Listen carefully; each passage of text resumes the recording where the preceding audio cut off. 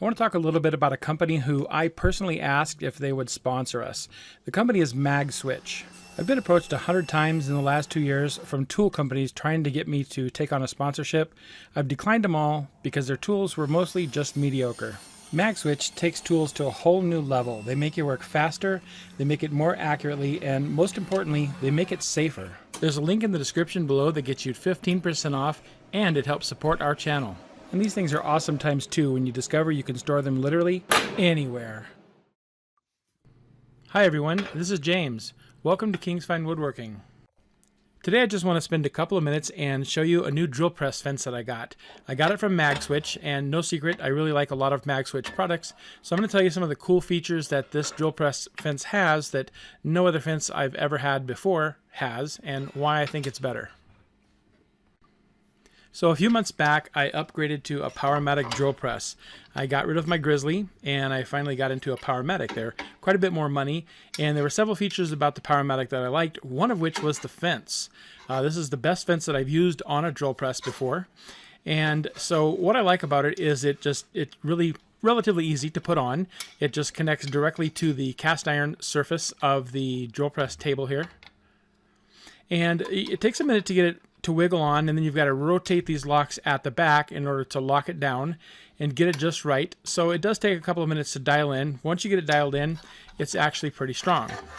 You know, it sticks a little bit if the locks are a little bit tight. And the other thing that I sort of liked about it was the stop itself. Let me get the back of this locked down nice and snug. So this stop is kind of cool. It locks down, but it has too much play in it. So if you look at it, I've got it locked down as tight as it'll go, and if I were to push it on it relatively hard with the piece of wood that I'm going to drill, it has a lot of play. And no matter how tight I tighten it back there, if I can move it all the way down to where it locks, it still has play. So it's not great. Still one of the better fences that I've had before. And then let me show you another flaw that this drill press fence has with kind of all fences. A lot of times I need to drill wood that's like right near the edge. Maybe 3/8 of an inch from the edge if I'm going to drill two pieces of plywood together. And I turn on the laser so that I can kind of align it there. So I want that hole to go right there. And so I'll move the fence forward to that spot, and I'll have to tighten the back knobs down there a little bit, and then I can snug that down.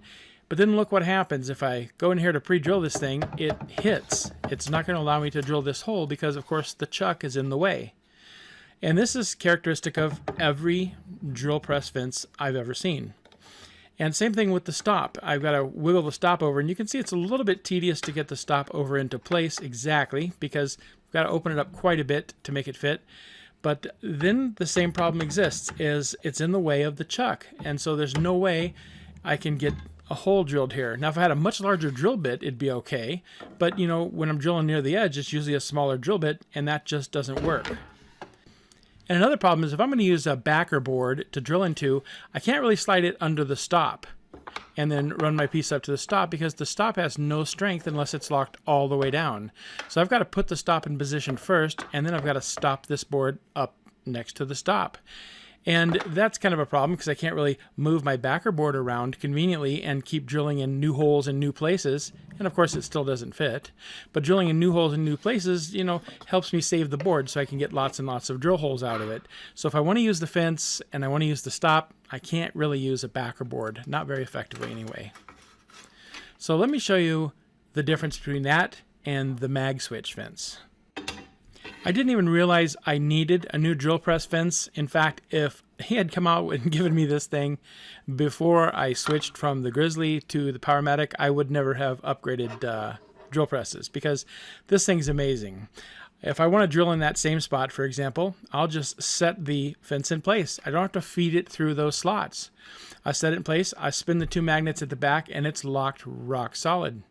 And look at this. Of course I can drill because there's this big divot there that allows the chuck to pass. The chuck will go all the way down, and I can conveniently drill through this no matter how close I want to go. And the same with the stop.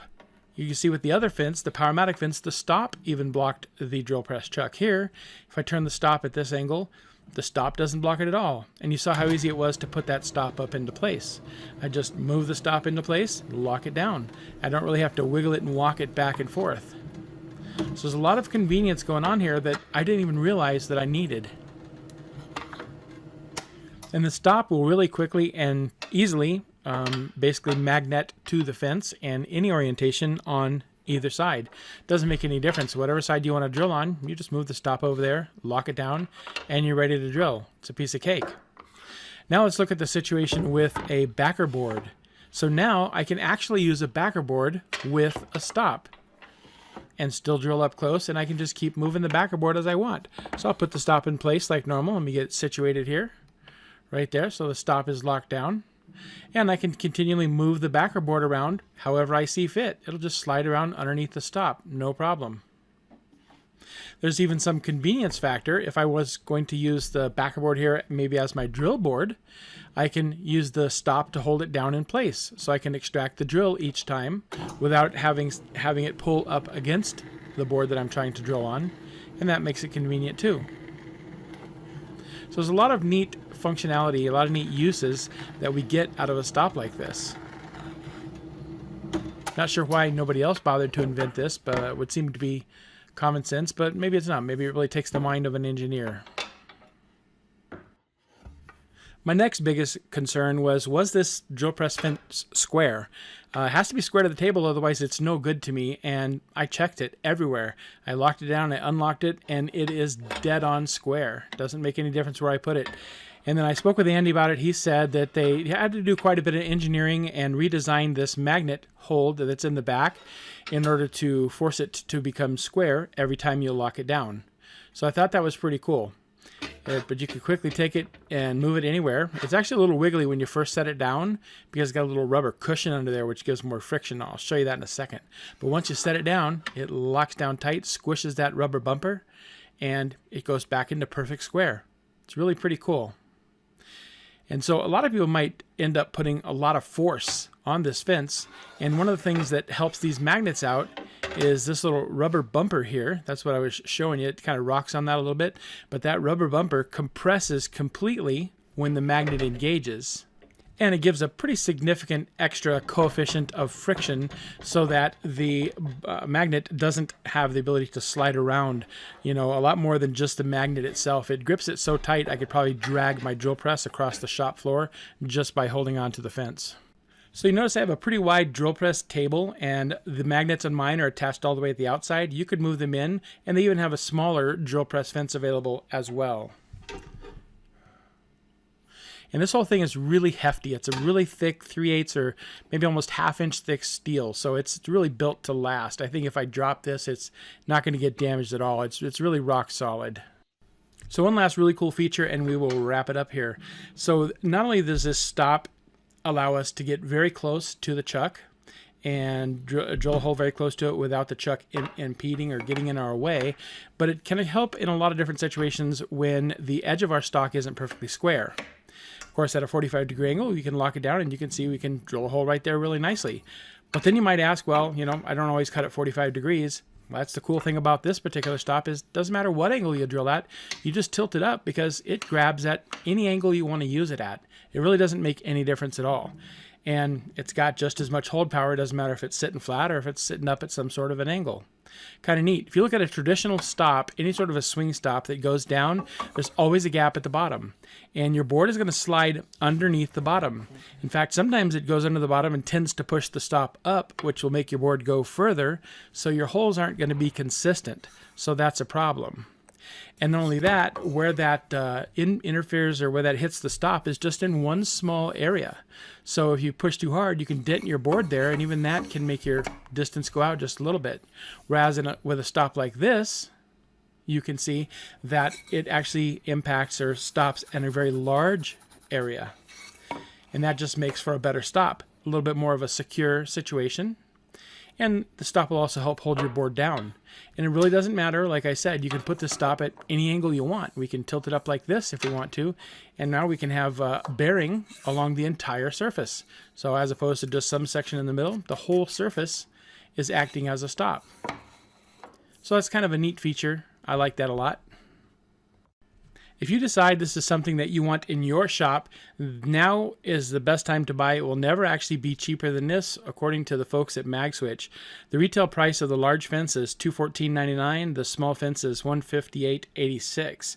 There's a pre-sale price going on right now. The reason the price is lower is because the fences will ship in April. So the pre-sale price is $199.99 for the large one, or $149.99 for the small. And not only that, they gave us a really good deal there's a price with our discount. So we have an affiliate link with Mag Tools, and they're going to give us 15% off basically. So if you buy it now with the discount, you get our discount added on top of the pre-sale price, and it drops the price to $170 for the large size fence, and drops it to $127.50 for the small fence. So if it's something you think you want in your shop, now's the time to buy. This fence will probably never be cheaper than this. So it's probably a good idea to get on that. I will have a link in the description to this fence. Use that link, and then at checkout, in the box that says gift card or discount code, enter my name, James King, as one word, and the discount will be applied.